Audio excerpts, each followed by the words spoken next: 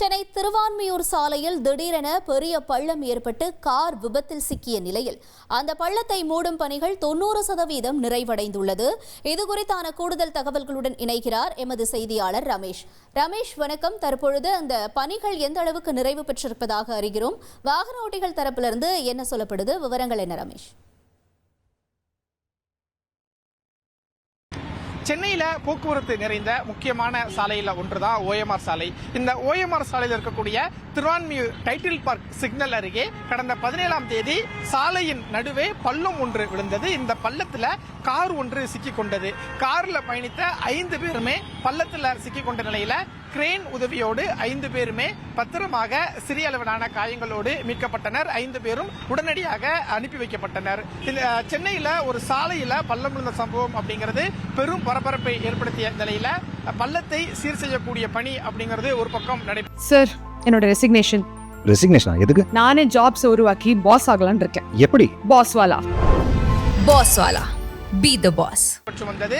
இந்த பள்ளம் விழுந்ததற்கும் metro rail பணிக்கும் ஏதேனும் காரணம் இருக்குமா அப்படின்லாம் ஒரு தகவல் பரப்பப்பட்ட நிலையில மெட்ரோ ரயில் பணிக்கும் பள்ளத்துக்கும் எந்த காரணமும் இல்லை. மெட்ரோ ரயில் பணி அப்படிங்கிறது பள்ளம் விழுந்த இடத்துல இருந்து 300 மீட்டர் தொலைவில் தான் நடக்குது. அதுமே மெட்ரோ பணிக்கும் பள்ளத்துக்கும் காரணம் இல்லை அப்படின்னு மெட்ரோ ரயில் நிர்வாகம் தெரிவித்திருந்த நிலையில ஒரு பக்கம் பள்ளத்தை சீர் செய்யக்கூடிய பணி அப்படிங்கிறது நடைபெற்றது. மற்றொரு பக்கம் பள்ளம் விழுந்ததற்கான காரணம் என்ன அப்படின்னு வழக்கு பதிவு செய்யப்பட்டு விசாரணை நடைபெற்று வந்தது. இந்த சூழல்ல பள்ளம் விழுந்த இடத்துல பள்ளத்தை நிரப்பக்கூடிய பணி அப்படிங்கிறது 80 to 90% அளவுக்கு நிறைவடைந்திருக்கிறத பார்க்க முடிகிறது.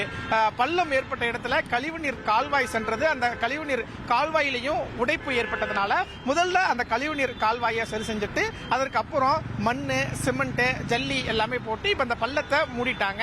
இன்னும் ஒரு 10% பணி மட்டுமே மீதம் இருக்கு அப்படின்னும் இந்த பணிகளும் இன்றோ அல்லது நாளையோ நிறைவடைந்து விடும் அப்படின்னும் தகவல் தெரிவிச்சிருக்கிறாங்க.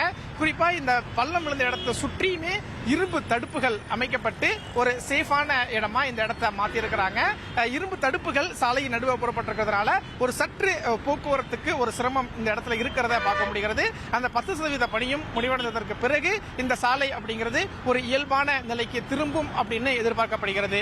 மற்றொரு பக்கம் பொதுப்பணித்துறை அதிகாரிகளும் நெடுஞ்சாலைத்துறை மற்றும் குடிநீர் வாரிய அதிகாரிகளும் இந்த பள்ளத்தை சீர் செஞ்சு விட்ட நிலையில மற்றொரு பக்கம் இந்த பள்ளம் ஏற்பட்டதுக்கான காரணம் என்ன அப்படிங்கிறதுக்கான விசாரணையும் நடந்து கொண்டிருக்கிறது. விசாரணைக்கு பிறகே பள்ளம் ஏற்பட்டதுக்கான காரணம் என்ன அப்படிங்கிறதும் தெரிய வரும். உங்களுடைய தகவல்களுக்கு நன்றி ரமேஷ்.